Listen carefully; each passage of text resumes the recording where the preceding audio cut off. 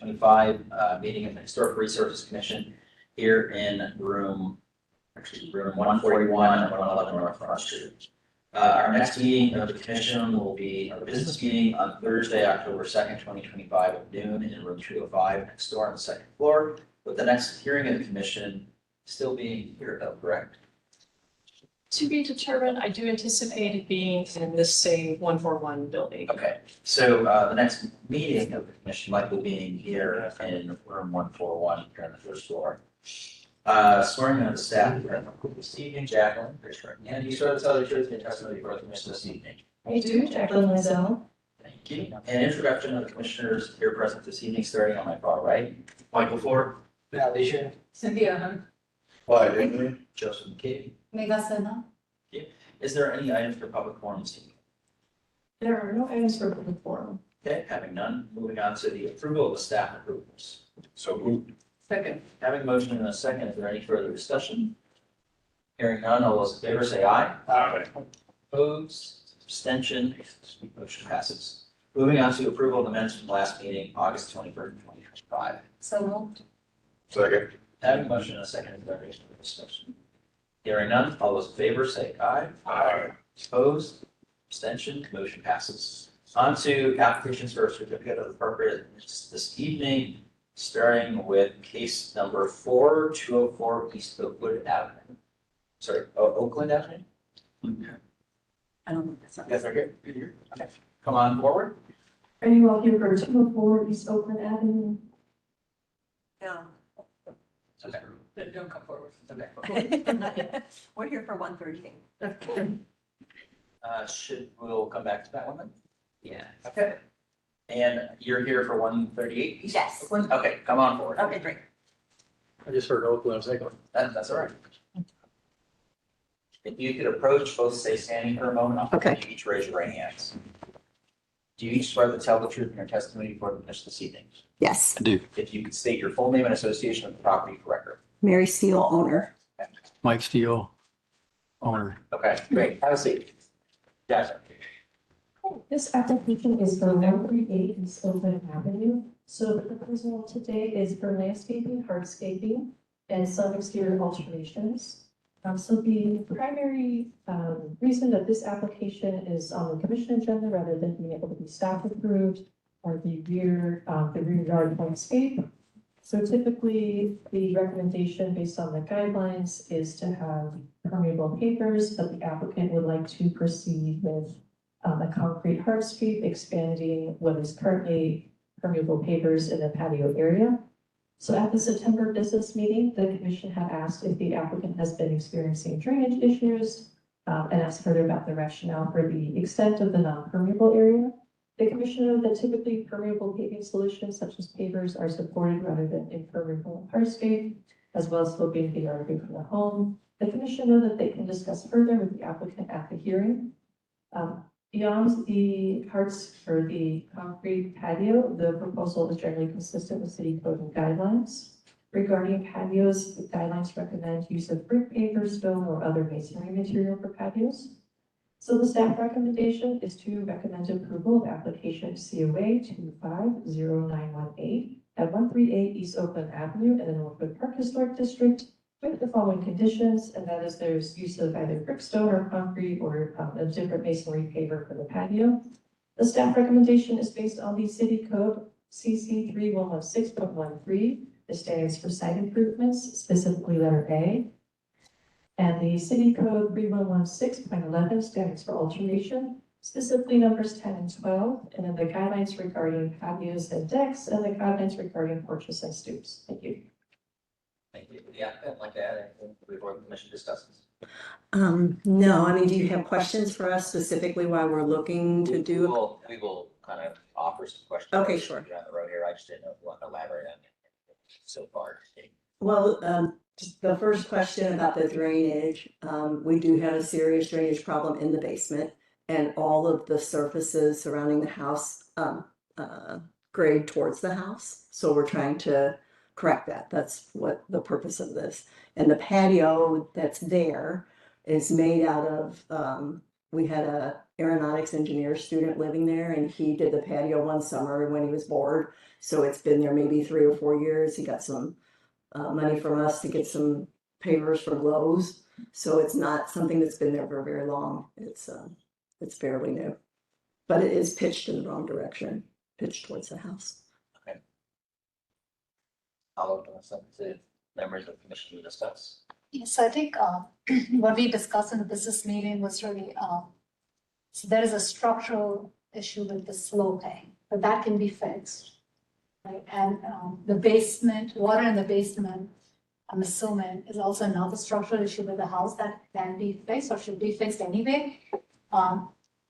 What this group, again, our role is to look at what city guidance and code is, and the requirement or the preference always is to have pavers that allow stormwater to drain the ground. And so unless there is some valid reason why you can't do that, which you have to explain to us, what I'm hearing from what you're explaining, well, those are reasons, it's not a reason why you shouldn't use a formula paver. I'm not seeing that as a good kind of alignment. But I'll let the others speak up if they feel like they feel different. Yeah, it's similar thought. Yeah, and I'm curious, of course, we're not your architects or designers, but it seems like in your situation, like maybe a permeable paver might even help your situation a little bit more. And I also know in some of these neighborhoods with the yards so close to each other, if you don't have a permeable surface and it's sloped away from your house, you might be moving a problem to another area like your neighbors. And I'm not saying you are or whatever, but I've just witnessed that. So have we, yeah. Yes, in We these have neighborhoods witnessed it. where like you live so close to, one person's remedy might be someone Yep. else's problem. So the yellow house next to ours, the neighbors that we love very much, dump their water onto our yard, actually. So all their downspouts have expando and they just come right into our yard. So this contractor is going to dig, on both sides of the house and put, French drain out to drain out. In the back here, we have a garage, so he's sloping it towards our garage, and then the garage has a concrete, Apron. thank you, apron that goes into the alley. So anything in the back should be sloped that way to go out into the alley, into the existing, and the alley has a little culvert in the middle of it. Hopefully it has a way to drain appropriately. But no, I'm familiar with that, and that is not our plan to do that. Right, but the basic question comes down to is, why do you need a solid concrete slab in lieu of following city code with having permeable pavers? Because we'd have to make an exception. And so far, I'm not hearing some reason why you couldn't follow city code. I mean, I think, and I don't know if my husband wants to add to this, my thought about that. We did talk, after we received the questions from the city, I did reach out to the contractor. We're already, we're about $25,000 in on this project, and he said that would increase the cost of the project. So for us, part of it is cost. We've got a budget, we need to manage to the budget. And, if it was something, you can see a lot of these pavers are cracked. They're not high quality, what we've got in there. There's also fill underneath that patio that's there, so it's not like it's a very well drained. I don't know if he would have to dig down and put sand in or something to make a nice, something flat that's not gonna crack easily, so it adds a bit to the project that we're hoping not to have to take on. Generally, we can't take that into consideration, Budget, right? Unless there's a financial crisis of some sort, where you would have to make a repair to the house, and doing so according to code would make you homeless. And it's probably not the case. So, No. I mean, you can always make that appeal, but being that this isn't really a necessary repair. Mhm. You'd also have to report for financial situation in some detail to the city, Well, which. Right. understand. To back up a minute though, as far as it not being a needed, so we have tenants there now. So our daughters lived there before. Now we have tenants there. They're concerned about mold in the basement. There's always been water in the basement, so I'm not really concerned about mold, but I'm concerned that they're concerned about mold, and it feels like it's an improvement to the property to take care of the water issue that's existed for a while. So we're trying to do the right thing. No, I think we don't disagree, you're trying to do the right thing, but I think you have to meet where the city requirements are, and that, the fact that it's not even your primary residential property. Mhm. Further kind of does not make the case for you, the financial hardship, it is a commercial property. Mm. So I think, again, we can say it in so many ways, but I don't think, and you're not hearing from us plausible reason why you would not want to or could not meet city code, so without designing anything for you, I think you have to go back to your contractor and say that, and work through options to meet code. There's a couple of things we can do. Yeah, I would just love to ask some questions. So not only is it the patio, but you're also replacing the other sidewalks as well. Yes. Okay. So I want to just throw some things out for the commission, just for consideration. When I look at the front of the house, a lot of that concrete is not new. And there is a certain amount of consistency of older concrete in the front of this house. You know, even an effort to sort of like make a decorative control joint pattern where it splits off right from the porch. I agree that probably would ascertain that probably the concrete steps up to the porch are not exactly historic, but it's like a concrete placement pattern. Is there, you know, and then also when I look in the rear yard, there's this about a 3-length section of sidewalk that looks to match the front sidewalk, kind of remaining in between pieces of patio, or sorry, in between pieces of paper. It's, I think, the next picture, Jacqueline. Yeah, you can see there is a 3-length section of sidewalk that is older than these pavers. Is there any case in precedent for, you know, sort of continuing what is an older paving style that already is here? You mean leaving it to remain, or? I mean, you know, some of their request, is our issue solely with the patio area, or is our issue solely, or is it all of the sidewalk getting replaced again with sidewalk? I think the larger area is the patio. The larger area of the patio is the Yeah. only issue that we're taking. I just want to make sure we're I clear mean, on that. I don't know how the other board members feel, but the sidewalk, I think. Most of it's like for like. Right. Yeah. We- So are we okay with, at least from the house back to the garage, going to a sidewalk and where there's already some evidence of sidewalk?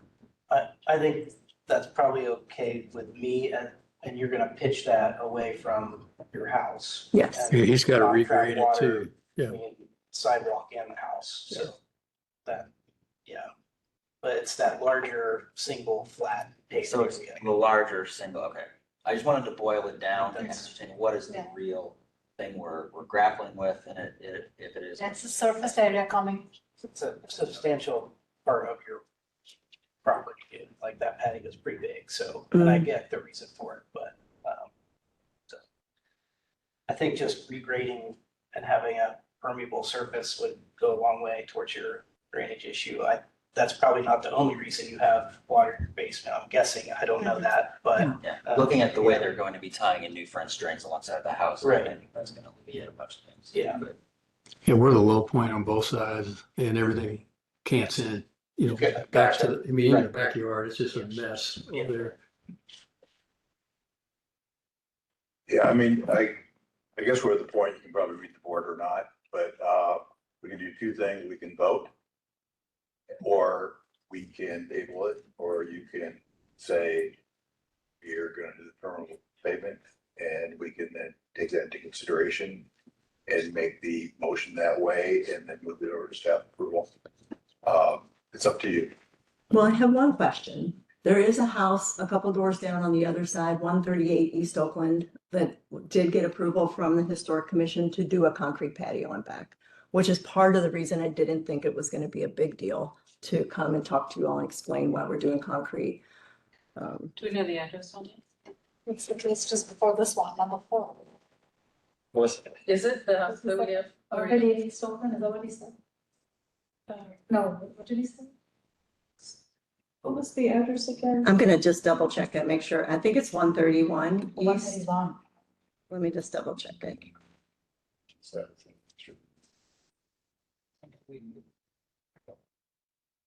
I can't remember. It could have been an old.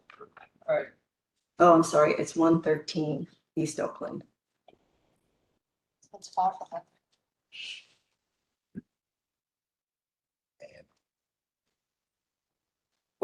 What I would love to do though is kind of segregate out the patio from the rest of the project. Sure. Yeah, and I think the rest of the pieces, the architecture of the sidewalk, we're all okay.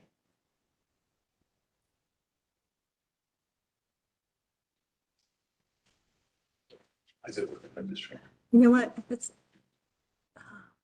So there's Adam Street, so I want to make sure I'm giving.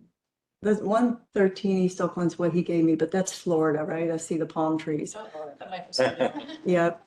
So let's check So that's 131. outside of this historical. It's out of our purview, it might be in somebody else's. Yeah, that's pretty wide Oh, jurisdiction. yeah, that's it. There you go, yeah. Just routing us to a different state. Computer wants to do somewhere different.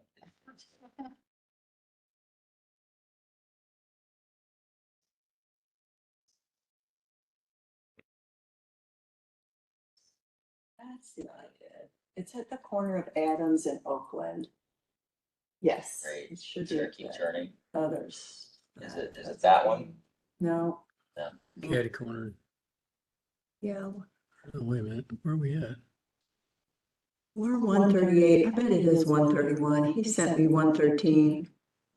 But, What we could do is, give you time to provide us so I would entertain this idea that we break out the patio from everything else, so you can get moving on your French drains and your other sidewalk. And then in the meantime, staff could work with you to figure out that other address, see if there's precedent in your district, whether it's something that you've approved.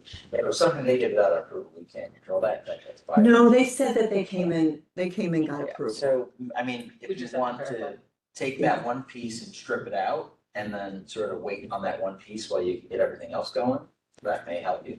So the thing for us is we live in Cincinnati. Mhm. We're hoping to get this started because the tenants are nervous That's about why I the was water. recommending splitting this piece. out. Yeah, I'm just wondering, I mean, if we don't get approval today, I think we would just not do it. I think you pull it, yeah, Yeah, and he can move forward. He's got to regrade all that anyways, right, so he can do all of that. It just goes back to grass. yeah. You just would not do the patio? Yeah. Is that what you're saying? We would just not do the patio. Just leave it the way it is, see if he can grade in between the patio and the building. If you want, what I would say is we remove the patio from the scope of approval today. Explicitly, give yourself some time to maybe work with staff, have the communication. If there is precedent in the district, I think it's worthwhile, Jack, and bringing it back to our next business meeting. We can decide what to do during a business meeting. And you said that's October 2nd. When is your next business meeting? Yeah, that sounds right. October And you second. don't have to be at that. Right. Okay, The business meetings are optional. And if you decide Okay. that just by that time you want to pull it or solve it is something, and you're not going to do that little piece of it, we should have the approval already for. yeah, Yeah, we just don't want to hold up getting in his schedule for this fall. Yeah, That's the and, thing. and, you know, if you can start a chunk of it with some certainty. You kind of got to, it's a go no go thing, right? Once he gets started, all that grading is going to happen. So once all that sidewalk goes in, you wouldn't want to get back in there, I mean, you're gonna, would he be done with this project within 2 weeks? probably. I mean, it'll go pretty quick. It's just sidewalks and, grading. yeah. You don't want just ready to reinstall the permeable that's there. Oh, no. I mean, it's not great. It's Lowe's, it's cracked. It's You not, it's know. not very good. Then we're gonna have a really nice, everything else in this crappy patio that's cracked and not on a good base. Well, it's not the right elevation right now either. Yeah, There's nothing that, it's only good to split the patio out for the other stuff and give you the approval for the other stuff. I understand, And then you can choose to do what you want to do with the patio. I understand. And there's not a way that we can look up the 131 East Oakland while we're here to try to resolve it since we're here. It's, you know, it's just trees, you can't see them. Oh, She's gonna have to research the record. Yeah, I Well, was okay. city record. I mean, I can give you the name of the owner. I don't know if you can pull it up that way. You can't. Okay. So you brought up the base. I would assume that the contractor to regrade is gonna put in a whole new base, whether it's concrete or other material. For that patio? Yeah. For So everything. Putting down the existing pavers is not, you're gonna be reworking everything anyway, I would think. I'm just saying that because I'm a landscape architect, that's what I do. I was gonna say, I have no idea. He's gonna You scrape want all that. that off. Right. Yeah. Yeah, you're not gonna put pavers right back down Nope. on, or concrete on bare dirt. Nope. So either way, you're doing a base. Well, I mean, maybe we won't put a patio back. We just, Yeah, that would. Dylan Consbrook put it in 2-3 years ago. Yeah. It wasn't there before, so, Yeah, I mean, do you all care if we don't put a patio back? No, we don't. Okay. Yeah. No, I think we're ready for a motion. We need a permission if they want to split the Split the application into two. Or withdraw the patio portion if that's your preference. Right, either one. We can't make the decision for you, so you have to kind of let us know maybe what. We could split the motion, and then if you decide later, come back to the patio, we can do it. So if we don't split the motion, then you vote to not give us permission, That's right. Well, and then we maybe can't do it's me. anything. Yeah, we can't speak for each other. We can't speak Yeah. for each other. We can't tell you how. But you can read the room. Yeah, yeah. Um, I think the one, correct me if I'm wrong, Jacqueline, but if we split it, then you can still pursue that. If you withdraw the patio and we approve as is, I think that would be the end of the application, You'd have right? to reapply. Yeah, you just have to submit a new application, so, and if you think that there's a possibility that you might still wanna pursue that, it can be easier to continue, but if you decide to come back and submit brand new, you could do that too. So if you'd like to withdraw, that's okay, it's just kind of up to you. If you're pretty confident that you're not gonna do a patio, you can withdraw it, or if you're just not sure, we can continue that portion. I think we would split it then, right? Yeah, That it gives us sounds like options. that's the right way to go, yeah. Because if there's a little bit of time before he gets himself scheduled in here, but once he starts, it's over, right? Jacqueline will be able to within days find out whether there's accurate city records on the address, so long as it's correct. Okay, I mean, and that's really just you two staying in touch, and then she would be bringing us that continued piece.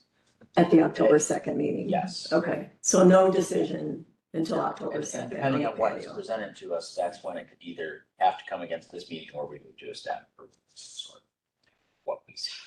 Okay. Okay, then I'd say we'd split it, right? Yeah, let's do that. Second. All right, so for application number 5, COA 25009-8, 138 East Oakland Avenue. Make a motion to split the application into two parts. Part A would include everything that is currently in the application except for replacing existing concrete pavers at the rear yard, the patio size of 20 by 13. So that would be part A. Part B would be the patio 20 by 13 as a separate motion. So I make a motion to approve part A. And part B is going to be to continue. There's a motion, Second. having motion in a second. Can we add to the motion that there would be grass in part A to replace the existing patio? I think that's what we were talking Should they about. not proceed? Should they not proceed? So you basically Yeah. just have it, Yeah, that's So that you have an automatic approval for grass. Yeah, so for part A, if you're not going to pursue the 20 by 13 concrete patio, you will have grass in place, and that's fine as part of the motion. We can try that, but we haven't been able to grow grass back there before. But yeah, okay, that's good. So We could grow surface, grass. how's that? Yeah. Vegetated surface, Yeah. Okay, is that okay with the seconder? Yes, Okay. vegetated surface is okay. Jacqueline, any further discussion? Okay. Okay, thank you. Hearing no further discussion, all those in favor say aye. Aye. Opposed, motion passes. Okay. And work with Jacqueline on what you want to do next. Okay. Thank you. Thank you. Going back to anybody here for 204 East Oakland Avenue. Then we're moving on to case number 6, 1550 North 4th Street.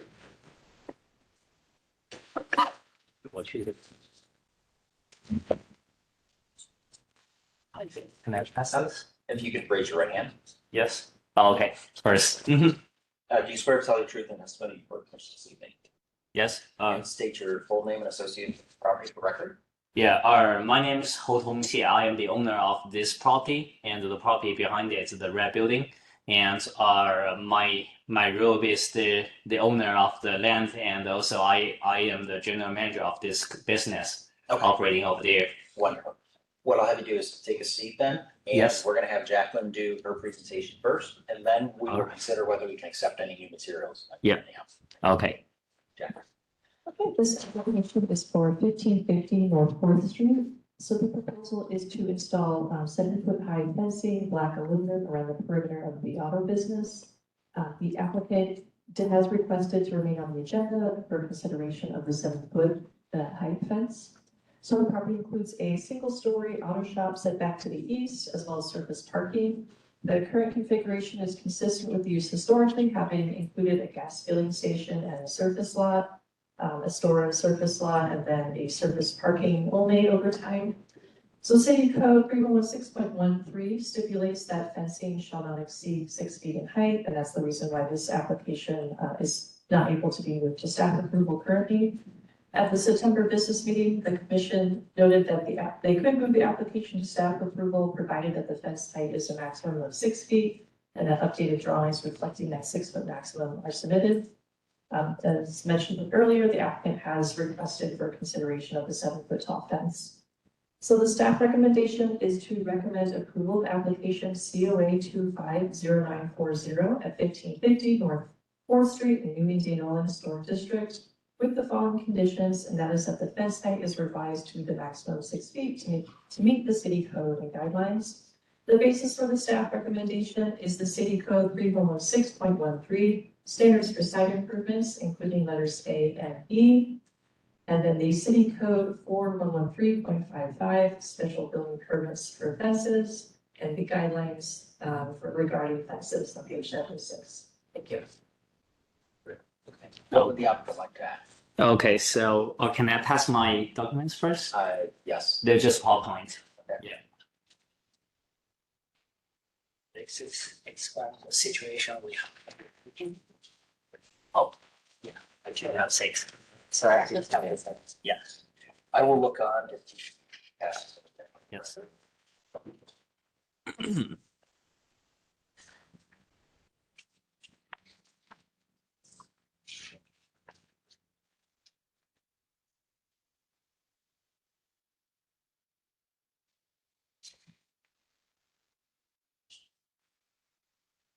Are you wanting us to read this or do you want to walk us through it?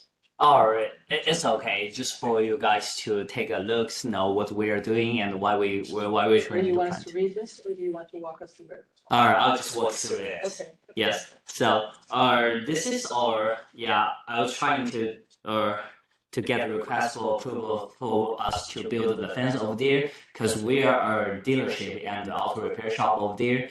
And in the past 2 years, since I bought this shop in 2022. So back 3 years. In the past 3 years, we met a lot of serious incident happened over here. People trying to break in, and we got 3 times breaking in 1 year. They damaged our garage door and they kept coming and stealing all the tools.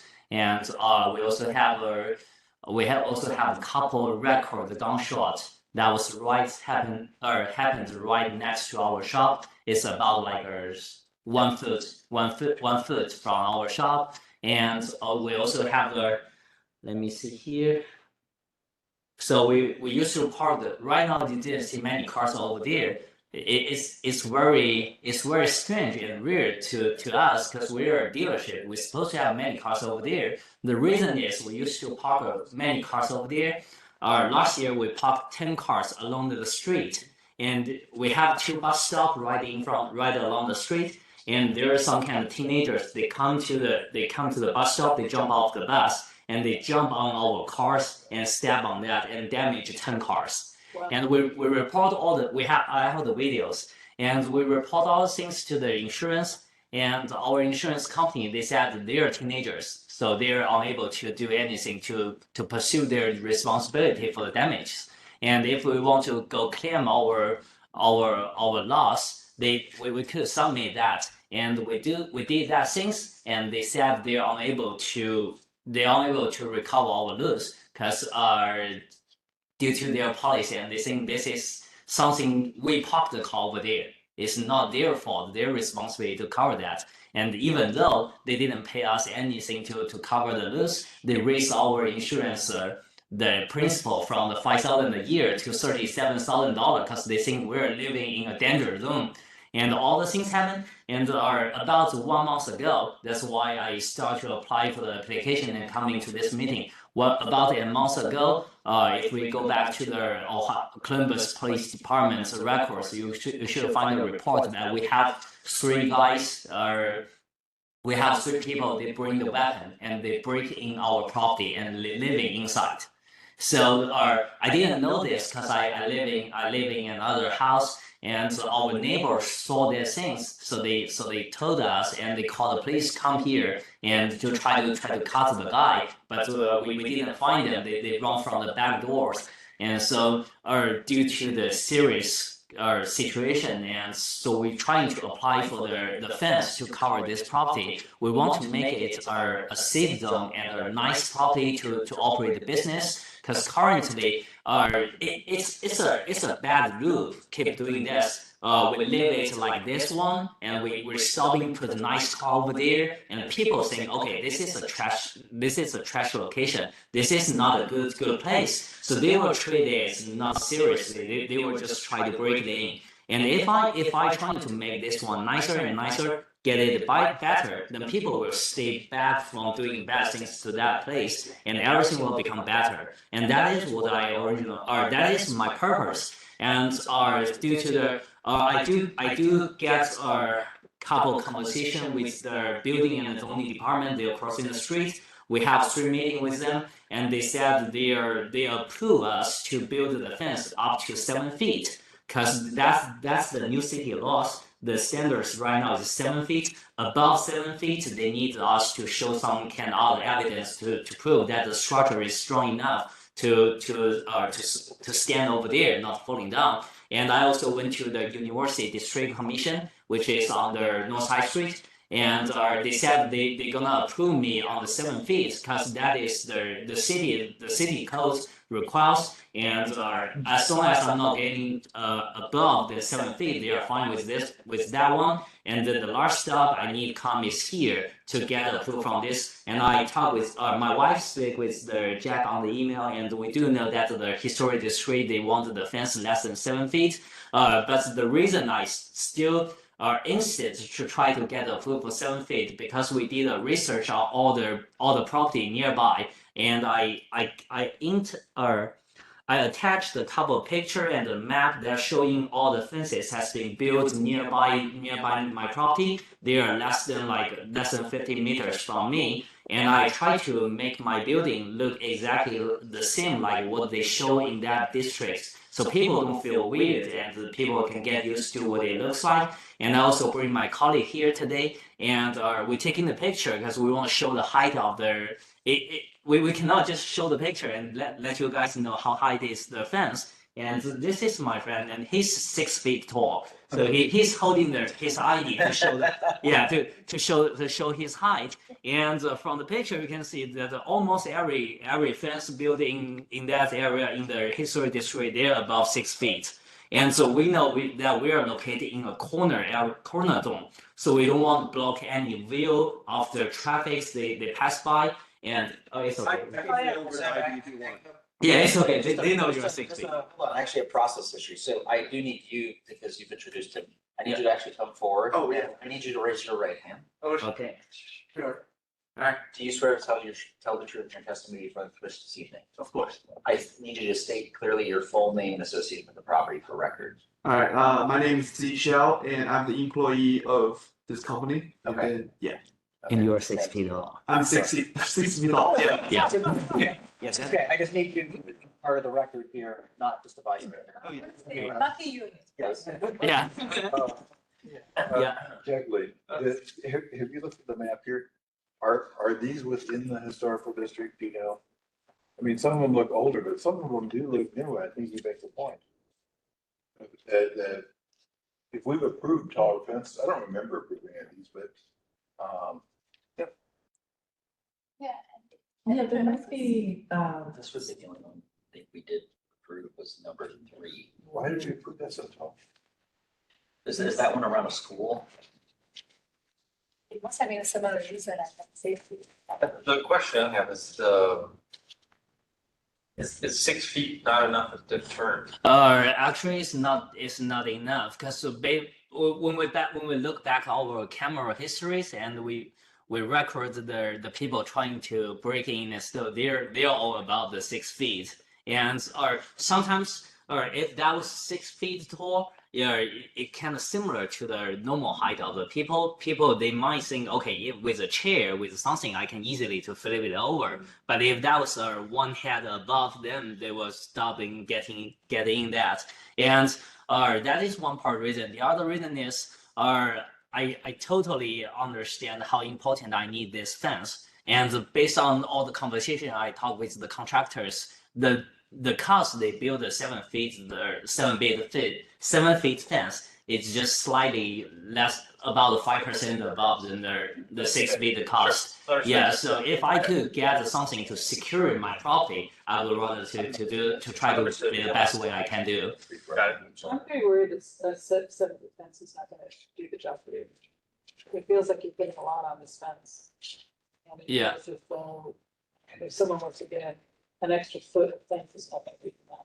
Yes, I do understand. Yeah, but the higher the safer I could. Yeah, if at my first when I bought this land 3 years ago, and I speak with the previous owner and also another officer living nearby, and I said maybe I will need a fence at that time, and they said no, you shouldn't need one because once you put the fence over there, it shows people that you need to protect your property. It shows that you have something there. Then they will start to break in. And I said, okay, yeah, it does make sense to me. So I listened their suggestion, but in the past 3 years, I would say I lose at $50,000 on all the things, and those costs.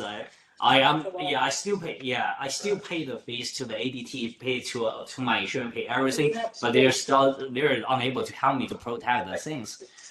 I guess from the point of maybe being the chair trying to guide. Yeah, I it'd be think he's- relevant to our contract. Yeah, I think he's at least made a case for a hardship. I don't want to have him beat that to death. Yeah. There are some examples of fences in the district. I agree. There are some fences here that are likely in the district. Some of them look older than the dates of what we would have approved. Mhm. Though I kind of take the position a little bit here that, fences are always temporary in locations like this until there's a project to be proposed. Is there something moving forward? What is the future of this site? Well, clearly something else may happen down the road here. I don't know. The one thing I did want to make clear though is your drawing that was in the application. It says, future signed by sign contractor. We're not giving you approval of that this evening. There is a existing metal side, clean painted, repaired. I want to be clear that that's not part of our scope this evening. We're only talking about a fence, and so this is an approval for a fence, but no alteration to the building. Yes, Is that correct? yes, yeah, we're talking about the fence. It's our Because I don't want anything to be construed or misconstrued as being part of an application at this. Yes. What's our precedent? Others, do you know? for the fences, I would have to look up the cases to know, what's the context of their approvals, what were the reason behind approvals?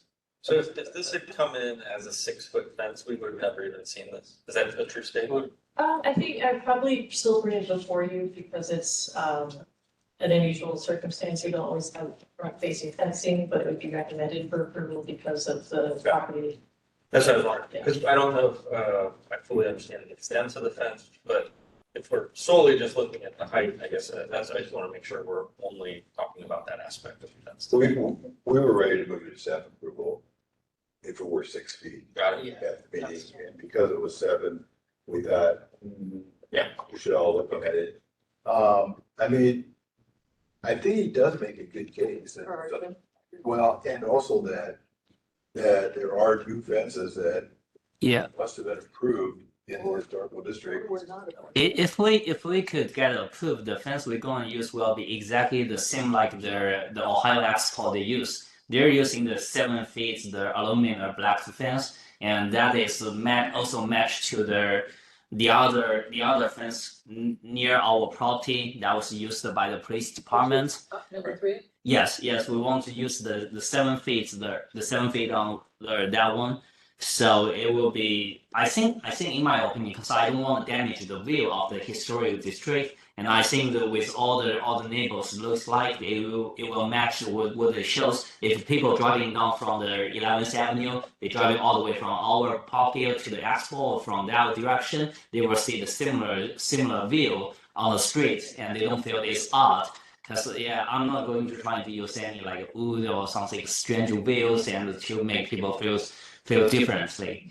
It's a decent looking fence, and I think the extra foot, particularly since there's projecting spears at the top, would make a difference. A little deterrent. Yeah, I'm trying to think as a teenager, what fences I would jump and which ones I wouldn't. 6 foot fence, yeah, probably. Yeah, those are tame like those, but that extra foot could make a difference. Yeah, another reason is we have 2 bus stops right in front of our shop. Yeah, one is for the city bus number 4, the other is for the Ohio State campus bus. And I don't know when people move that away, but usually they have 2 bench right over at the bus stop. And then people, the time that the teenager damaged my 10 cars, they step on the bench and they try to climb that over. Sure. So yeah, the higher the better, but I don't want to get too high, because if that was too high, one is expensive, the other one is I don't want to block the view and make people feel, okay, why you got it too high? We appreciate your Yes. kind of diligence, you're thinking about it, and we also appreciate the hardship. We Yeah, understand. because the reason, another reason, No, I because think you're good. another reason is You don't have to say that. I think it's okay, fine. yeah. So I'm gonna go ahead and make a motion, for case number COH, 2500940, 1550 North 4th Street, to approve. And do you want to put any conditions And based on? Based on. well, I mean, yeah, the reasoning being, the hardship, the specific, location, and given that this is a truly residential area, and there are precedents also in this area, for all those reasons, I make a motion to approve. I'll second. Didn't have any motion, second, any further discussions? Couple things from my perspective. The fence that you're showing here has 2 top rails. Yes. The other ones that you're showing only have 1. So I would consider that. Yeah, because we bring that's coming from our contractor. So they are trying, because we hadn't get fully approved, and they just trying to give us more options to choose. So you And understand what I'm getting at? Like, there's 2 places that you can pull up. Yes, and I told them if we are lucky enough to get approved, then I'm going to use the one that exactly match to the expo center, which is 1.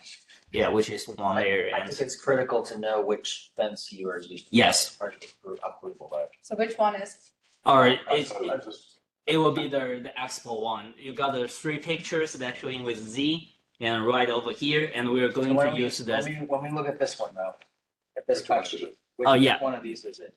The touch sheet it will be the 3rd one. Delete the middle 2. UAS-100, correct? Yes, and without the middle 2 lines. Yeah. Without the middle 2 lines. Which one? This one. This one here. But without the second Without bar. the- Yes.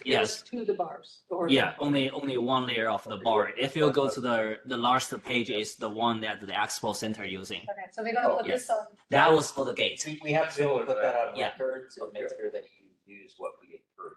Yes. So, Yeah, because so have this on record. my architect.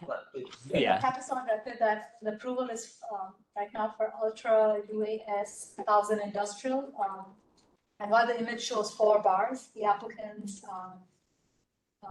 going to just have the version with only the top bar and the bottom bar, and not the middle 2 bars. Yeah. And you may add your comments. Is there any other discussion? I'm not quite there. I'm one person on the commission, but I don't really think going over 6 feet is gonna help you that much with your security issue personally. So, Yeah, I understand. Yeah. so that's my position, but I'm one person on the commission. Any further discussion? And just to add, I wouldn't stand in your way, but I'm concerned that this is not gonna solve it. But I don't wanna wanna make leave that this salary. area. Got it. Appreciate your dedication to the historic district. Thank you. Motion's made. Okay, no further discussion, any issue, Jacqueline? No, we're ready for the. Yeah, I just want to make sure we're done with the discussion. I guess I'll clarify, submit final offense to staff. Okay, you could add that to the motion. Okay, so I have just that the final, fence that you are going to submit that particular drawing design to, staff. Yeah. Directly. Before you move forward. Yeah, we will, definitely. So there's an amendment to the motion. Is that okay with the second? Yes. Any further discussion? Hearing none, all those in favor say aye. Aye. Opposed? Opposed. Abstention? Okay, motion passes. Thank you. All right. Thank you so much. Good luck, Yeah, it will work. just make sure you get that product sheet showing the very specific methods we're using to Jacqueline. Yes, and we will also show the contractor. Yeah. Thank you. Moving on to 159 West Jeffrey Place. Here, West Jeffrey Place, okay. Going real quickly backward, anybody here for 204 East Oakland Avenue? That would be me. Okay, if you could come on forward. Good afternoon, everyone. If you can raise your right hand. You can raise your right hand. Yes, Do you swear to tell the truth in your testimony before the commission this evening? of course. If you could state your full name and association with the property protector. Yeah, my name is Brian Lesko. I am the one of the two property owners. Okay, if you could have a seat, sir, and Jacqueline's gonna do a little, she's gonna go over her staff report. Sure. This application is for 204 East Oakland Street in Decatur. So the proposal is for exterior alterations, and so this includes replacement of one double one dormer window with a casement window. The work has been completed. The applicant has also revised the application since the application was last heard at the hearing to add a wood piece to create the appearance of a meeting rail. They've also racked trim with aluminum and then replaced asphalt shingles at dormer cheeks with new vinyl siding.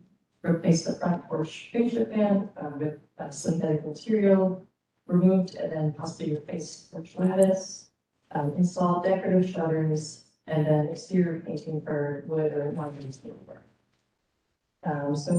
Jumping ahead, the application had received a code violation initially in 2022.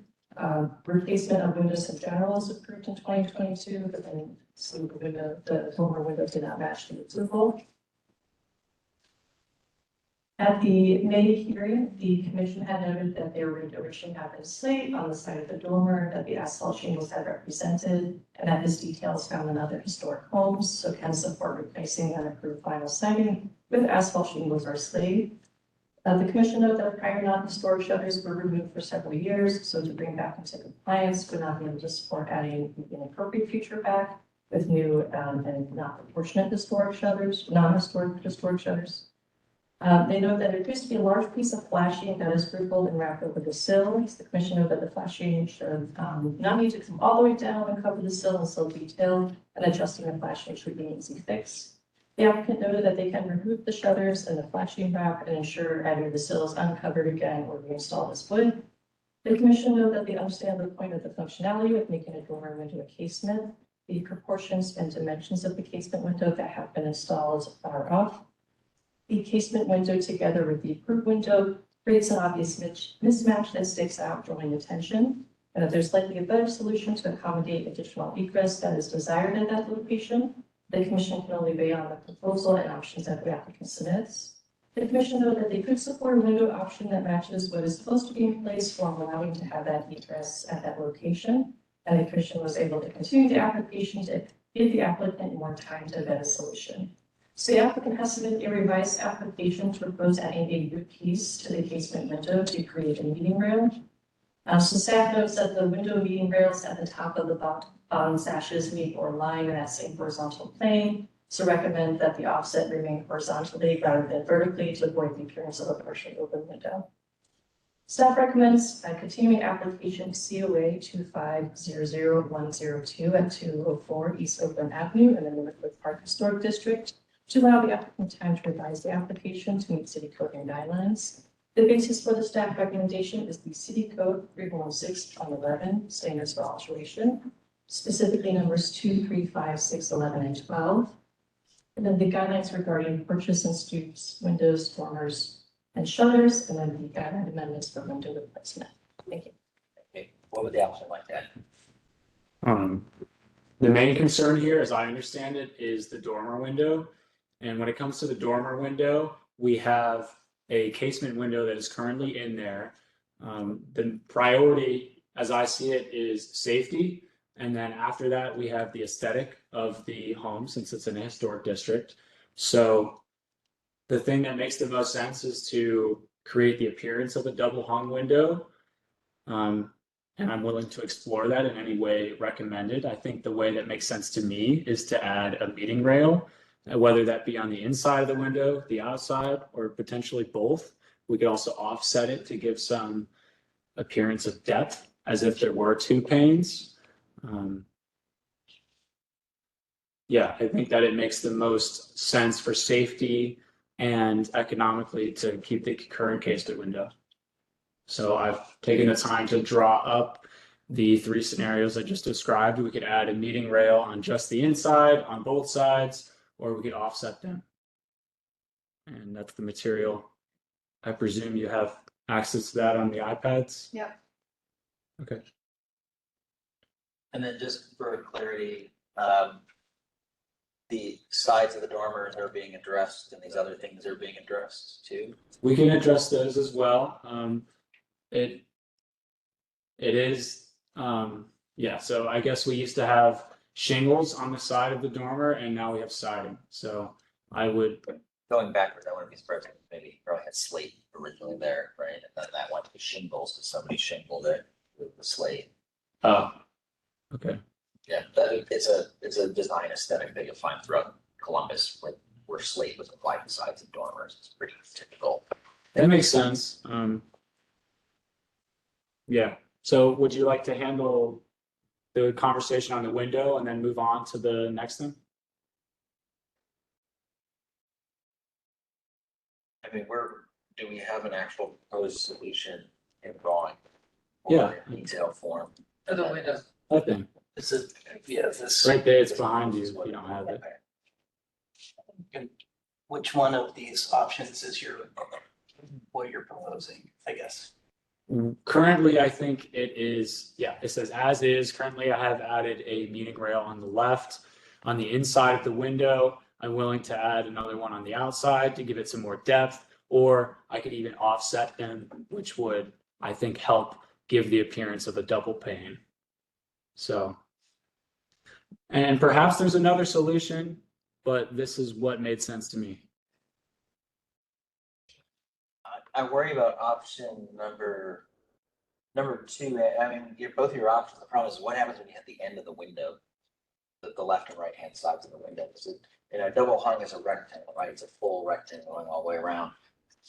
Is there an ability to extrude that shape and be a full rectangle applied on so it really truly does offer the window shading? You're talking about on the Perhaps. outside. Yeah. Perhaps, Jacqueline, could you go back to the photo you have? Yeah, so currently we have, If you won't get it to look like what's up in the left-hand original photo. You won't get it to look like that being a rectangle in front of a rectangle if you're just putting one piece across midway through, like what's in your proposal.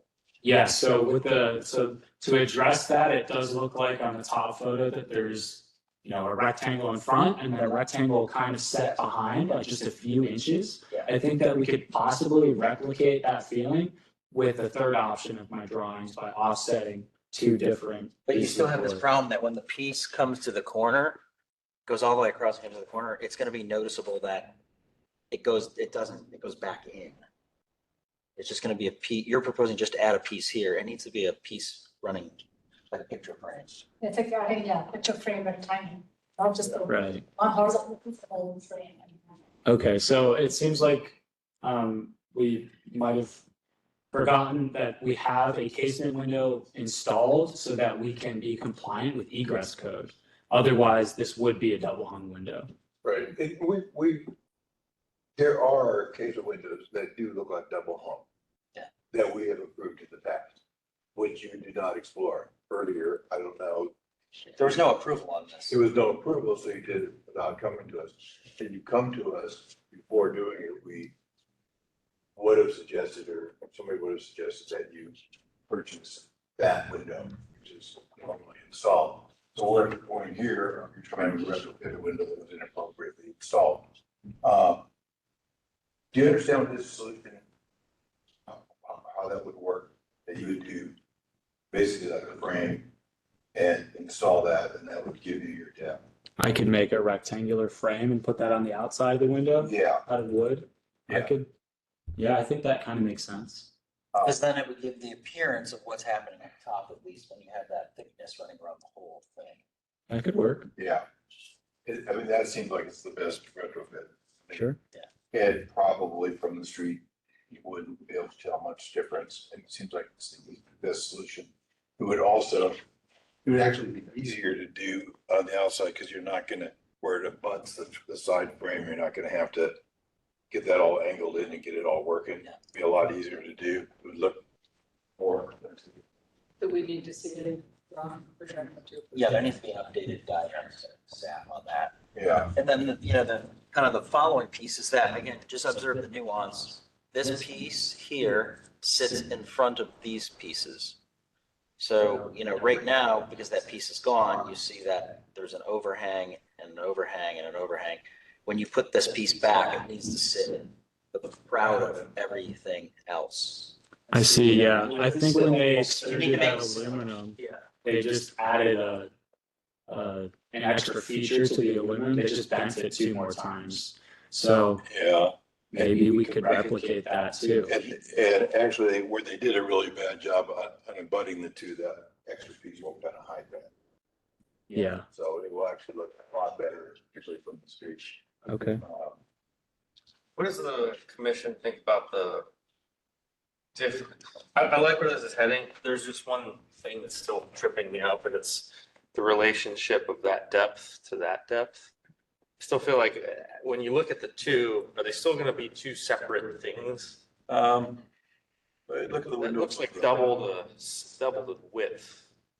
I mean, these, if we were, both of them were matching like they were there, that'd be one thing, but now we're trying to make them look similar.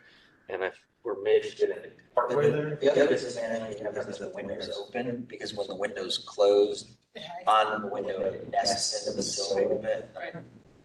What you're looking up at the angle, you may not see all that. So the left window looks different than the right one. Yeah, it probably wouldn't hold me up completely, but it does kind of feel like a piecemeal solution at this stage.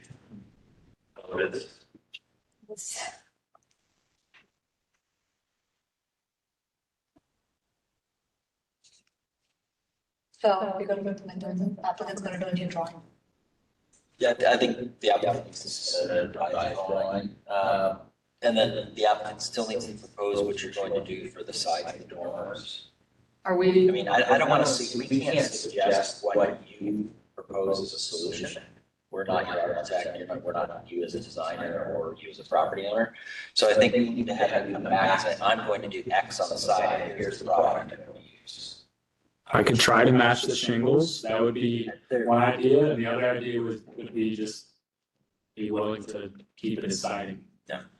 I mean, I think we were there when we first saw this application months ago at this point, that was part of the process. Somebody just came in and did this work, but no.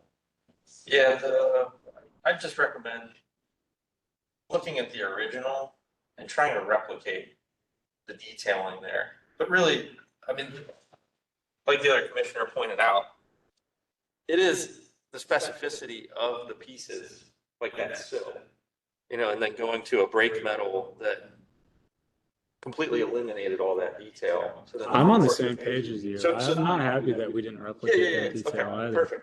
But I agree. I'm just trying to recommend that as a commissioner, if you were able to replicate as closely as what you have here with the correct detailing and trim and all that, I think you're gonna be received well here at the commission. Sure. If you have questions about that, we could talk a little bit about that, but like we're not necessarily supposed to design for you, but if you're confused about the specificity of what we're asking, we could try to guide you a little bit. Sure. Yeah, I can draw it all out. Okay. And for example, like the shingles on the sides, you know, you probably need to verify you've got some waterproofing and some other things, because you'll be taking that siding off. Make sure you consult a contractor or somebody, or, you know, or just think about waterproofing on the sides. That is very important. Yeah.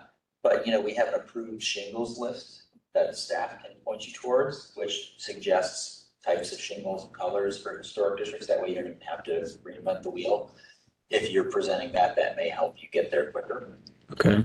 I think that in terms of aesthetics, which seems to be very important, we want the closest match to current shingles. That way you're not adding another variable into the aesthetics of the home.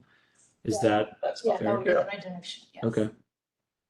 And I also want to say that the two windows looking as alike as possible is important to me as well. So when you're thinking about your new version, please spend some time on that. Yeah, I think we could replicate the detail on the sill of the window or the bottom. As well as the proportions of the surrounds for the window. That's what that was what got brought up by my fellow commissioner.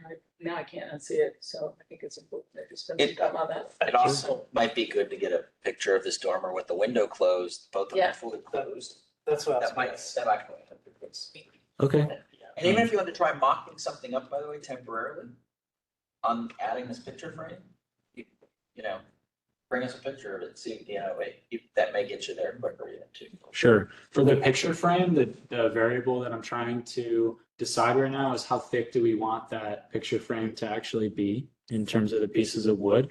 It seems to be if we're going to modify it to look like the original image, maybe that's 1.5 inches in terms of wood, but on that new approved window, that looks a little thicker. So maybe 2 inches is more appropriate.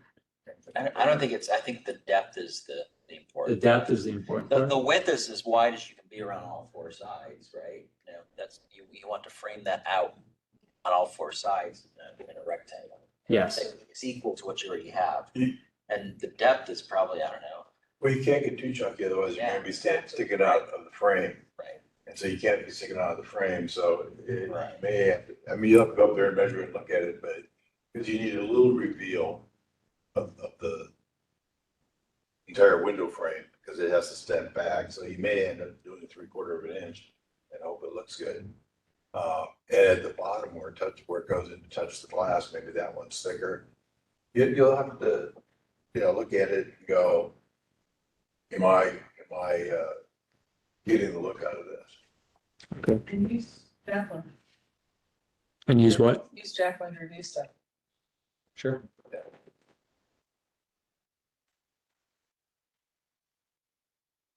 Does this help give you good feedback of where to go? And, you know, for example, on that sill piece too, just do a quick little sketch of those measurements Sure. of what that would look like. Yeah, a good couple drawings would go a long way, I think, and probably alleviate a lot of concerns. Yeah.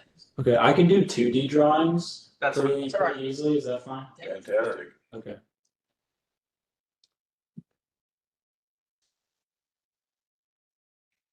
They can be hand drawn too, just using a ruler, so you don't even have to like. But Okay. just, you know, right, good old graph paper and pencil. Sometimes it's more enjoyable to draw it out that way. There you go. But they have to have dimensions on it. Yeah. Yes. That's pretty cool. Yes. Okay, so I can remove the shutters. I guess. That right they're- there, you do that. Yeah, Send me I can that one remove picture. that. It's a non-issue for us. Okay, cool. Okay, and then there's Do we have a photo of them with it off? I would like to point out that there are some pretty ugly Great. There was sun staining. there. So by removing them, we're accepting the fact that there is a bleached spot in my opinion, I think it makes the house look worse, but if we want to remove them, then okay. I think aesthetically it makes more sense to keep them. But I'll defer to your decision.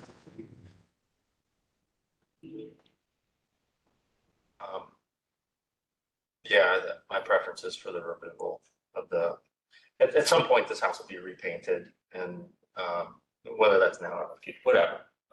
But the proportion and the design of that is without a shutter, and the shutter completely changes the scale of that window. And creates a condition that was never intended with that style of architecture. All right, they will be removed. But that's just my opinion. I don't know if anyone. Yeah, I agree. Right there. Yeah, we're all the same. Yeah, the discoloration is unfortunate, but we're also dealing with setting precedences.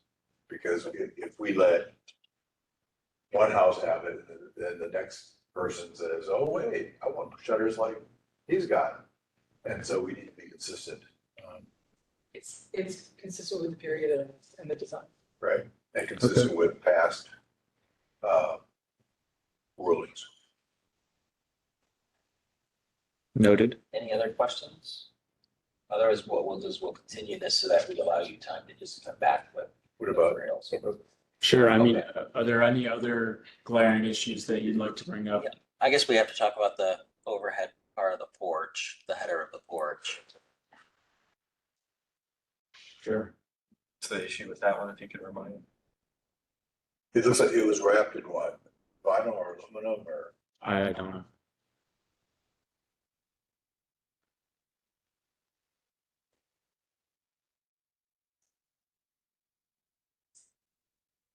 So what's the current condition?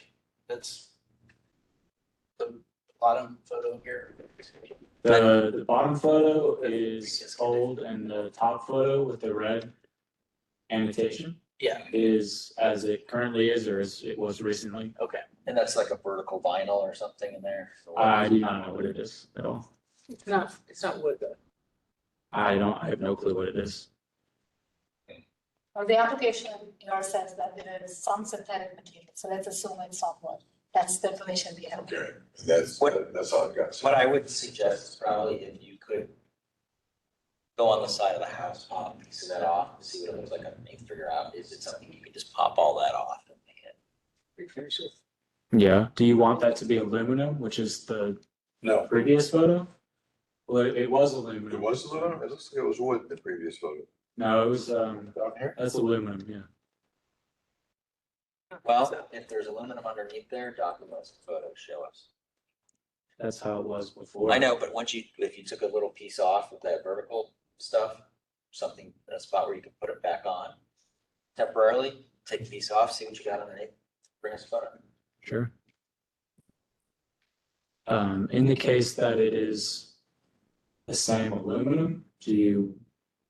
I want think we would, as a commission, probably consider that discussion at that point, of whether it's the aluminum, but I think we want to see what's. If it was bare wood, what If would you you just paint it, but Yeah. You want to paint it? it would have never been raw wood, obviously. Yeah. I mean, I think for the integrity of the home, it makes more sense to have it be aluminum than bare or painted wood. Well, Which is but in what a it historic was. district, it would have never been painted. Probably, yeah. I mean, because the house was built before they mass-produced aluminum siding, right? So it's best to see what you have, because if you do have aluminum still under there, then maybe there's potential case for like, even though it's not appropriate for the district. But I don't want to, I can't rule on what we don't know. What do you mean by like for like? Yeah, so if there was a later modification, but it was before the district, then you were allowed to replace for it like for like. Right, okay, so So, you if could- a 1920s home was coated in aluminum in 1960, and then the district came around in 1980, you could still go back to the aluminum because it was before the district. You'd have a case. Yeah. It would not be Okay. existing material. I think what's tripping us up is the vertical Yeah, the vertical pieces. pieces are not consistent with the original house. If you're a flat, I think it's a whole other thing than a patio. Yeah, the roof texture is what's creating this conversation. Sure. So yeah, do your investigation, let us know what it is. Okay, so then, seems like the most likely scenario is we go back to just flat aluminum. Or if the aluminum, if it turns out the aluminum isn't good, because they covered it, so maybe there's a problem there. Then the decision comes, we would certainly approve taking it off and painting the wood. And But you could also repair the aluminum. but we could also, because it was, even though it's inappropriate for the district because it existed, there is a clause that says a like for like replacement is allowed. Okay. It's like, we would never approve glass block to be put into a window opening.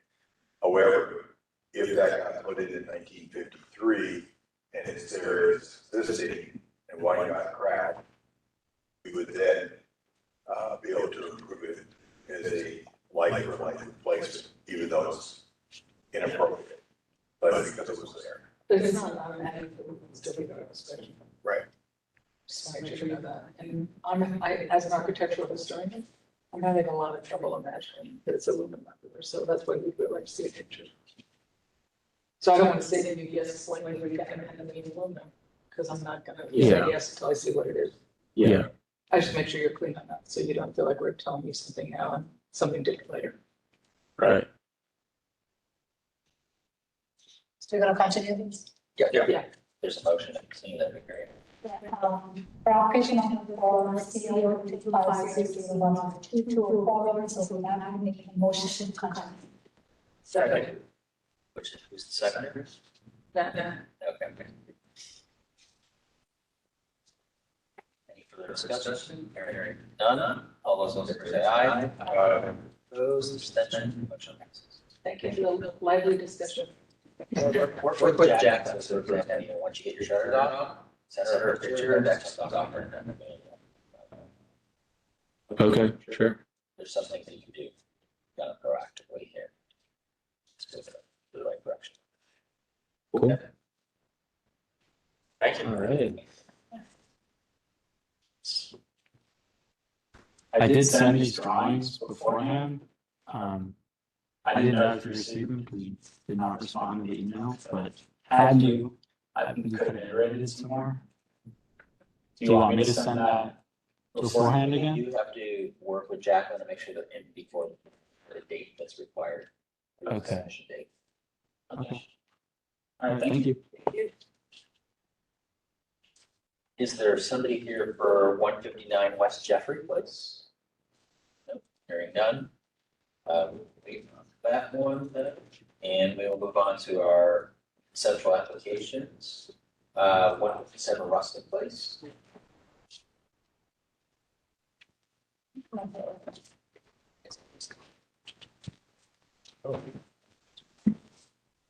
You could both raise your right hands. Do you swear to tell the truth in your testimony before the commission this evening? I do. If you could both state your full name and association with the property for the Yeah. record.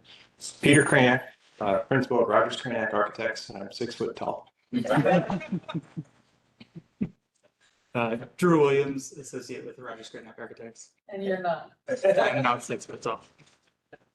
That was the first thing. Sorry about that. For the record, that was completely the first time we'd ever heard.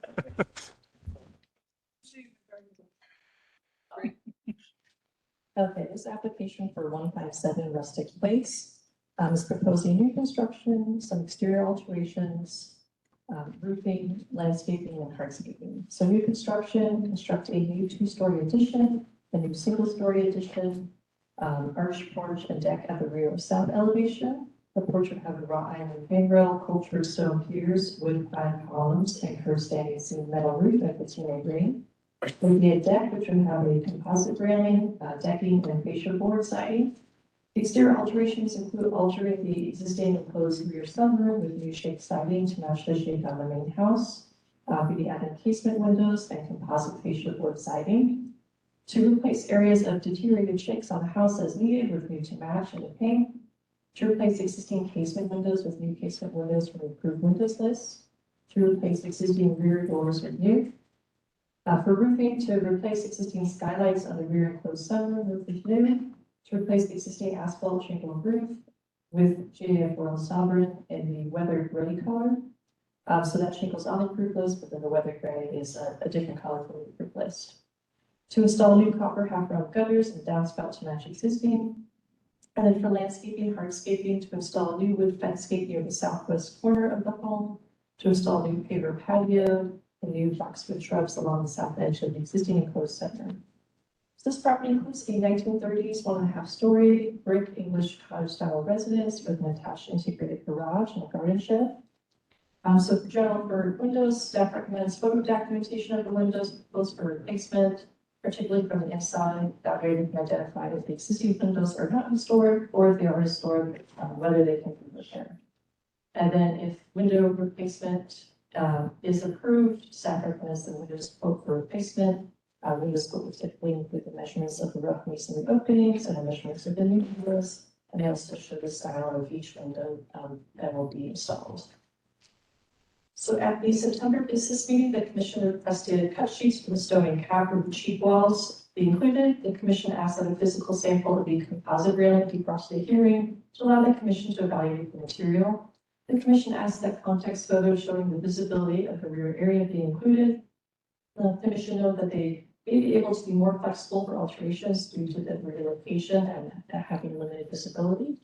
The commission asks if there's some way to compare what is existing and what is proposed be included, such as color coding or existing condition drawings side by side or something about that nature.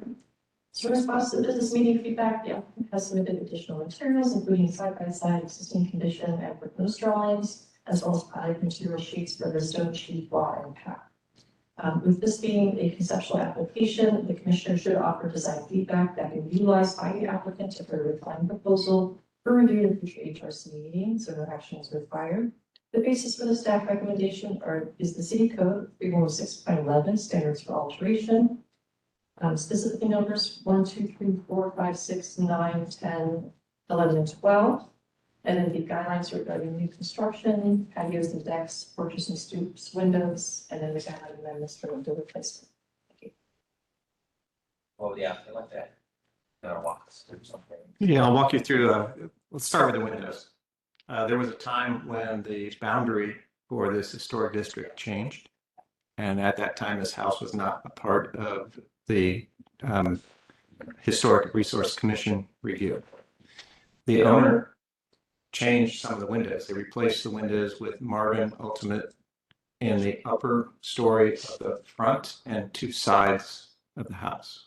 So those are existing Marvin Ultimate casement windows. The ones in the bedroom are egress windows that open so that there's no center structure in the 2 operable sashes.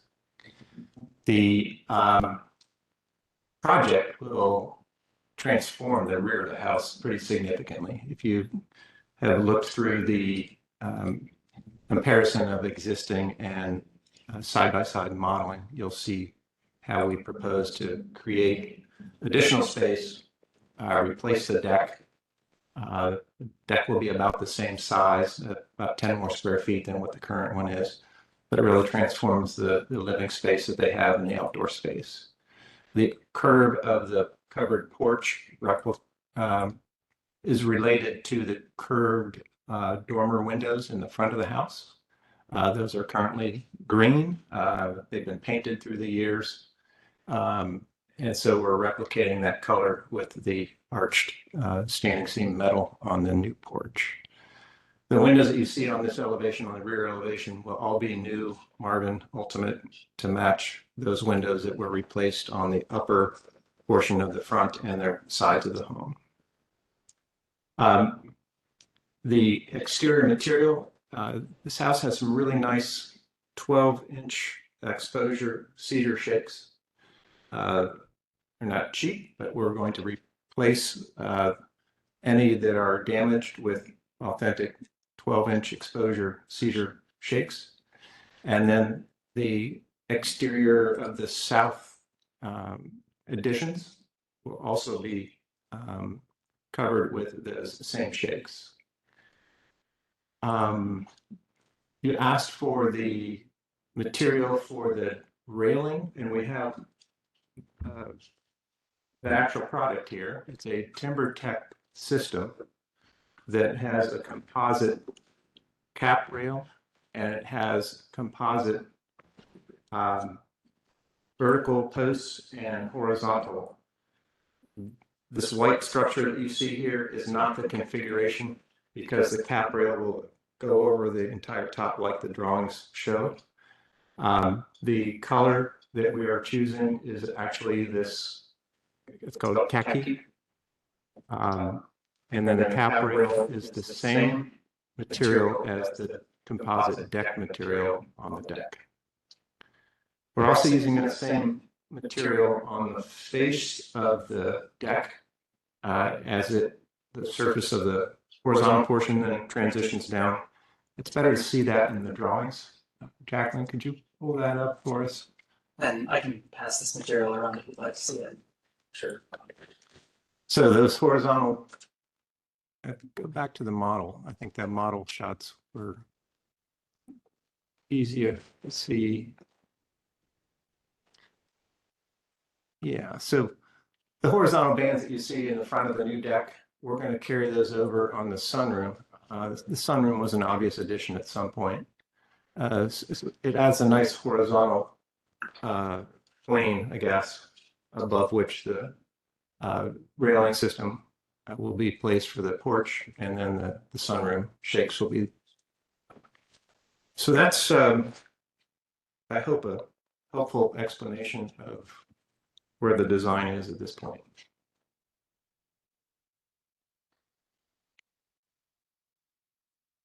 Is there any comment from the commission on form, concept, shapes, general things? A lot of detail there. Yeah. I'm really impressed. I think this is a really good addition. Thank you. The volumes, the fact that you're continuing the material at an expense. Sunroom looks very much improved. It really pulls that all together. I'm stretching to find, like, oh, you should do this, but I can't think of anything. I'm right there. By the windows in summer, the vehicle in the middle. Sorry. The detail in the middle of the windows in the sunroom is what? It's like a circle. In Not the on that middle of one. the sunroom. What I remember seeing that somewhere. I remember seeing it thinking, oh, good, he's gonna put in stained glass. No, Oh. that's It's numbered. just numbered. It's a coded note. Damn. We can put that in the glass if you'd like. So one of the This is my- this is a good photo to sort of essentially stop on here. I'm sorry. Hold on. One of the things though that I do want to make sure that we get addressed though is I know the other windows have been replaced, but we need to know the story of these windows. Are they original? Are they not? Are they rebuildable? If they're not, So or if they are originally, they're original, they're steel sash. They're casement that don't quite close all the way. Yeah. They have tried to, the Coons who own this have been very, very focused on high quality. When they have tried to replace these windows, when they tried to repair these windows, they've done it a few times and they're basically, at this point, reluctant to do any further work on it. Can we have a photo survey of those windows? Yeah, we've got it here. Can you, I would love for you to approach and provide that. All right. I also have, and we sent this out earlier. I imagine it was a little late to get onto the docket here, but I have these photos as well digitally that we could project. Do you want to, can we put them on the system now? Yeah, we can't do that, but we can see that. Okay. May I come into the restricted area? Go over 6 feet. All right. So I'm sorry, I only have one copy of this, but so this is the front window. So the living room has the two steel windows. Are you guys okay? If I come to the middle? There you go. All right. They're steel sashes. And there's a fixed transom and then the two operable sashes will swing out. From the inside, this is how they appear. As you start getting closer and closer, you're seeing the fixed structure of the interior portion of that window. Same window, again, looking up. And I know I took these when the snow was outside, so the contrast is a little tough to see. But that's what those windows look like on the interior. There's pretty significant condensation, as you might imagine. Right. Those windows always did that. Yes. They were probably the worst invention ever. On the side of the house, so as you're looking at the front, there's a dining room. Actually, the lower left picture, that window right there, this is a photograph of the center of that. So we're replicating, we've had Marvin do custom design, actually I've got that over there, to replace the operability and the dimensions of what we have here. Okay. Okay. And again, they're based on the Marvin Ultimate windows that are currently on the front of the house. So if I go back to this window, Marvin has looked at this and has started to do some pricing for us. The windows that are in the back of the house that we replaced will be the egress windows for the bedrooms. So that's pretty important. There's one window that's octagon window. It is, you can see it in the elevations. It's a little hidden. It would be in the top left photo. Over there. Yeah, it's in a really great little room called On the left side. Top left-hand corner, you can see just, there's a dormer or something. Well, it's not that. It's actually down low. But it's on that face. I may not have included it in this photograph, but that's the condition of the windows. If you want to see that. Yeah. Okay. Ponder this and then we'll make sure it doesn't down as well. Okay. If you don't mind. So on this too, this Marvin window is not on the pre-approved list. We would be having, I think, a special circumstance. However, you're providing documentation on how you're scaling something to be something else. If you have the sill, if you have one of those typical little window sections that sometimes the dealer or the shooter provide you at some point, I think I'd like to just see how the window comes together, see what its construction looks like, and make sure that it looks like something existing window detail. Right. Usually, the little corner, mock-up piece. We can provide that. If you could get that, or even some form of it to bring into talk to the commission about, that'd be great. Okay. Yeah. We just have to build a case for why we're gonna go away from this. Right, but there isn't a good replacement window for this type of window on the replacement list.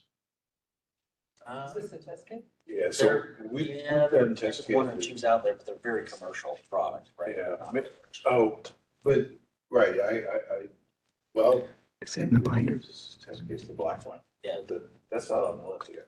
Yeah, right. So, And we've done it as a test case, but on the basis that it was the appropriate product for this, for what the context right, is. which is the same case here, because when we did the approved list, Yes. there just wasn't a window for these metal.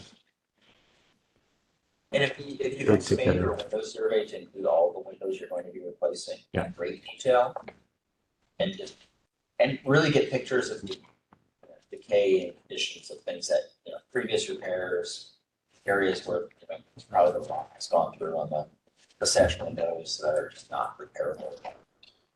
So we may have the information that you're asking. This is a set of drawings that were, this is part of the previous window replacement. And they've got the elevations there, and then they've also got all of the details. So those are the Marvin Ultimate windows that were replaced on the second story.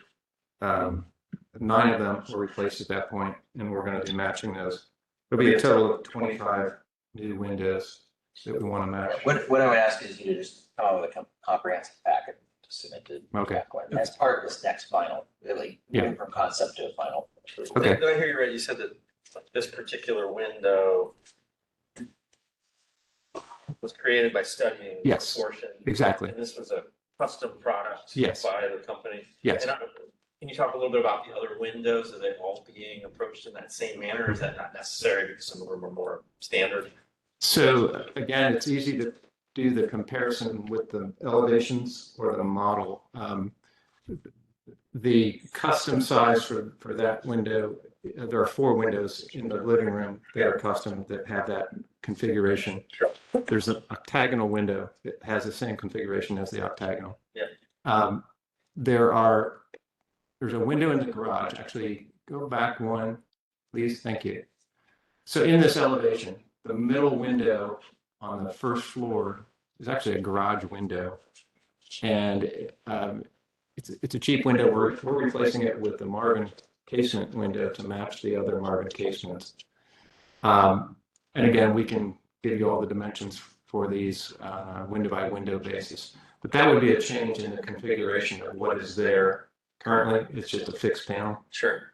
But we felt the proportions that have more verticality made sense to replace it with the 2 casements. Yeah, it sounds like in general, just to summarize, I mean, I think the other commissioner's request to see comprehensive window package is spot on.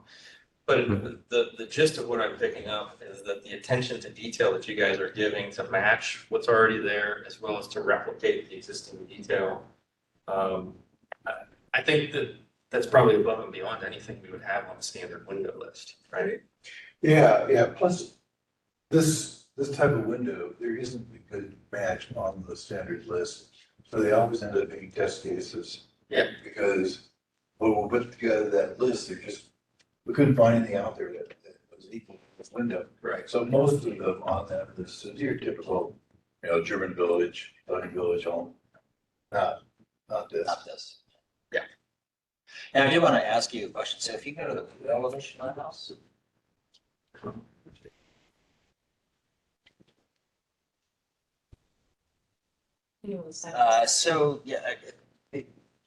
This window and this window do not look like the original windows in the home. That's correct.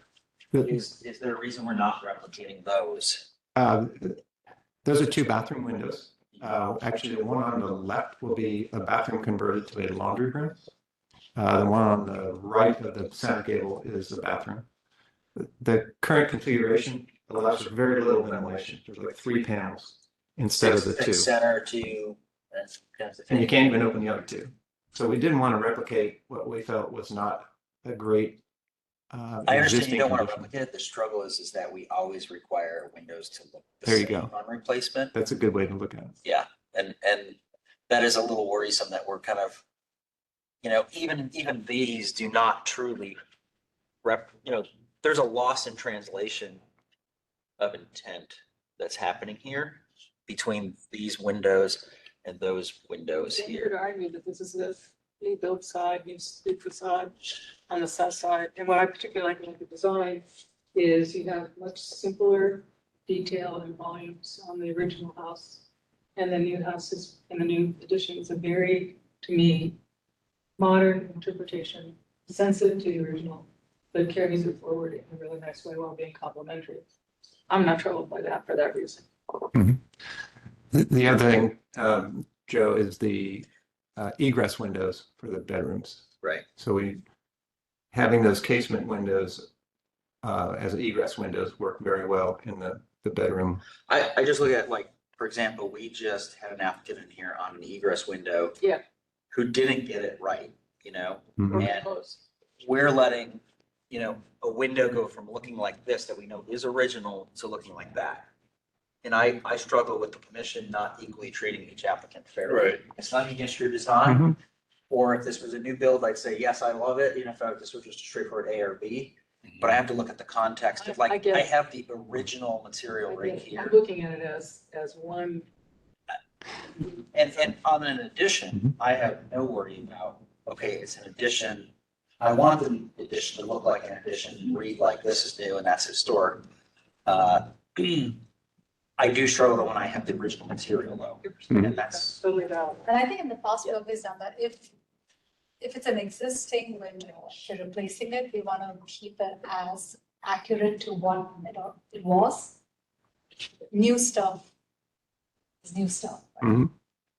So I agree, and I think you're right, because we'll end up setting a precedent. And I understand you're thinking about the entire The design. integrity of the facade, right. So, and when I do come down to the egress item though, that's a life safety thing and updating balance of preservation and work. So I guess what I would do is just as a challenge as you move into the next step, is there any way to keep the proportions of any of those, or must they all do exactly what you're proposing? I understand. Is there any consideration that this is on the rear of the house? It's great. Yeah, if you can build a life safety thing, because we have allowed. And that's what I'm A lot saying, of things I'm are on life safety. windows that are required for a life safety issue, Mhm. it's a different discussion. If you Yeah. say me, come to me and say, you know, Yeah. by current code, I have to have this for ventilation. I have to have this for egress. Mhm. That I think is a different consideration by code and allows some reinterpretation. Because we have allowed openings to Yes. change. Yeah. For life safety. Yes. That's pretty standard. As an example, so the two windows on the gable there that we're changing the configuration of, those are the only two windows into one bedroom. So if we were to try and keep the window arrangement of one of those and then the other one would change to be egress, we feel that that would be it would look more like a mistake than if we were to change both of them. And I mean, we have allowed some of that when you have a case for one that, the bathroom windows are probably more troublesome.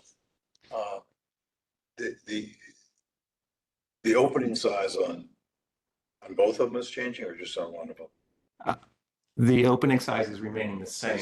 Yeah. So Okay, so I mean, is it possible to do the configuration similar with the three and just have them open? we can certainly discuss that with our client. I was also gonna ask too, it looks like on the elevation, or the current photo of the elevation, there's a skylight maybe above the left one. Is that going away? It's going away. Okay, Yes. Oh, good.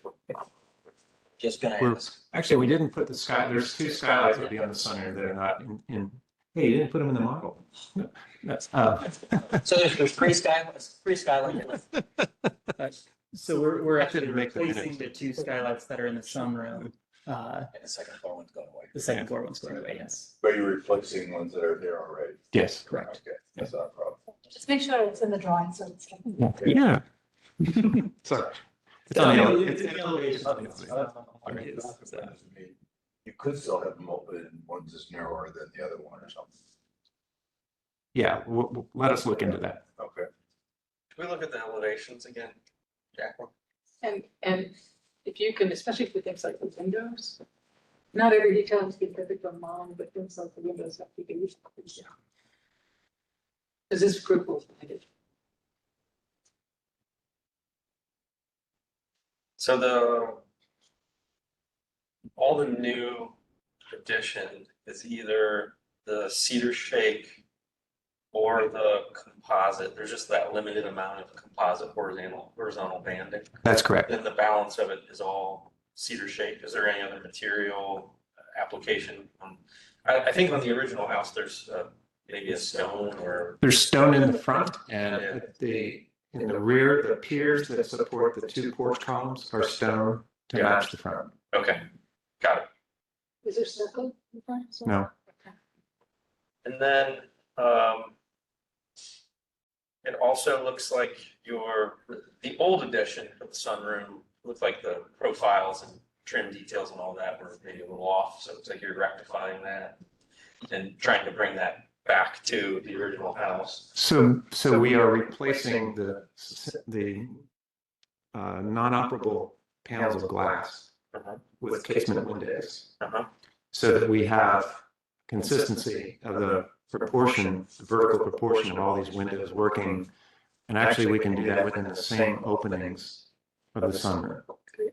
So it changes the character of that sunroom dramatically. Yeah. And we feel, the views from the interior are going to be great. And we like how the exterior feels as well.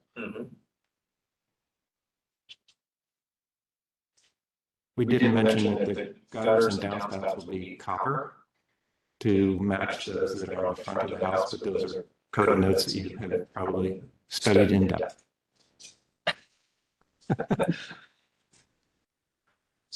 So a couple quick questions. Sure. So, the piers, they're natural stone? Is that? It's a cultured stone that we've selected to match the shape and the tones that are in the actual real stone on the front of the house. Okay. It actually is a natural stone. We originally were going with a cultured stone, but the match that we found is a natural stone. Sliced thin. Sorry. Are you, Thin slice, are you natural. going to dry stack or mortar set though? Mortar set to match the mortar on the front. Okay.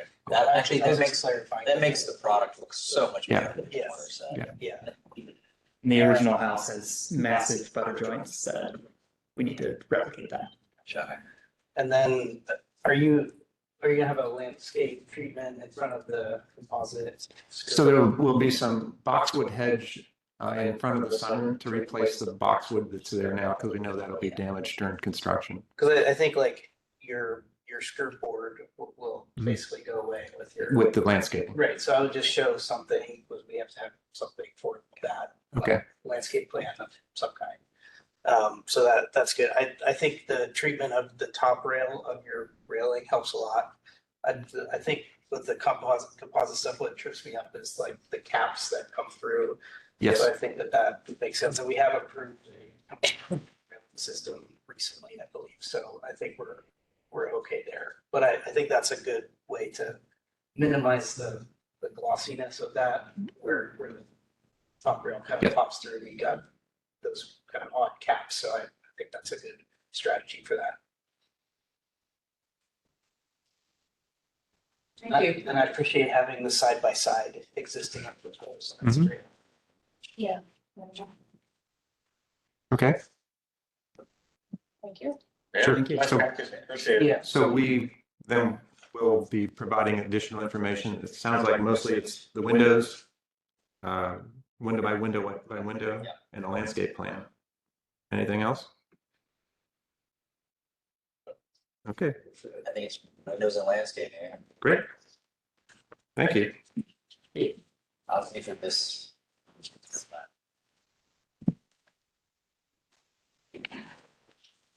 I really thought you'd bring a 3D printer. Waiting for the magic. Maybe next time. Feedback. Yeah, right.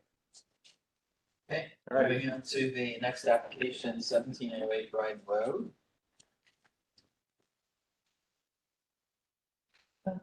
Jared, can you hear for 1377 Brighton Road? Yes. Sorry, 1377. Oh. I, by the way, have to recuse myself. This one. Okay. He and I work on it. Oh, do you want me to chair? Sure. Okay. Absence of the vice chair, I guess I will go over to the previous chair.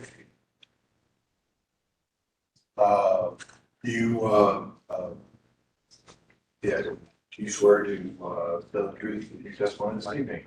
Hi, my name's Carrick, and yes, I do. Okay. Give a last name. Cheryl. And your association with the project? I am the project architect. Okay, great. So this application 1377 Brighton Road, we have some various recommendation requests, and so those variances were moved to staff after business meeting. And then I think we just have the conceptual items for new construction left for new single family home and then associated garage.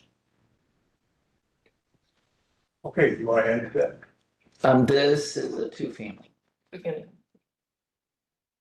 I don't really have anything to add. I think I responded fairly well for the most part to the additional information requests. Landscaping was provided in much greater detail. I was not at the last meeting, but from what was conveyed to me, there wasn't too much that was about the design that needed to be massaged or anything. So I guess I'll take your questions and I think there was a question about, lot coverage. Yes. Has that changed or is it remaining the same? Yes, the lot coverage was reduced, so it's, yes, I'm sorry. So it's been reduced to about 48% on the whole of the property. There was some confusion at the last meeting about, the method which with the lot is calculated. City zoning staff is no longer enforcing that strange requirement, so our actual lot coverage is less than 50% and doesn't require a variance. However, in order to meet the spirit of what was discussed at the last meeting, we did reduce the footprint down to about, I think it was 54. It's on the drawing. Where did you change things? If it's more footprint? It was mostly incremental changes. Just kind of some a little bit of just pinching and pulling here and there. Definitely in the length was part of it. The owner actually was looking at the square footages of the units and kind of wanted to reduce them just from a construction and then cost to sell kind of matrix, but Do we have an updated, smaller footprint set of documents? that's what this does reflect that. Okay. Yeah. Yeah. So you're less than 50. Yeah, we were right at 58% or 50% of lot coverage previously, and now we're in that 48 range, 46 range. So comments on the board? Well, I think this is a good example of an infill property. Yeah. Yeah, I agree. And I'm just curious, this is, I'm fine with lot coverage. Are you calculating it based on the built square footage, not including the porch, or does it include the garage? Lot coverage is anything on that drawing that is gray. Okay, so it includes the porch. It includes the porches, includes the garage. Got it. Yeah. Okay. It used to include all the concrete, things like that. Maybe that's what you're talking about with the changes. There's different jurisdictions that talk about development coverage. Columbus does not. It's building footprint, and that includes anything that's covered by a roof or I think greater than 30 inches off the ground. So like a stoop that's 30 inches or greater off the ground is included in lot coverage. Other comments? Just the package use is very clear, so I appreciate the renderings that you have. Thank you. Looks like there's just curiosity, it looks like there's 2 rear yards then for one for each unit. Is that Yeah. the idea? Yeah. So they'd have their own separate space. Yeah. Yeah. The design intent behind these buildings are really for them. I mean, the dimensions of the lot really kind of make it impossible to have a side-by-side duplex.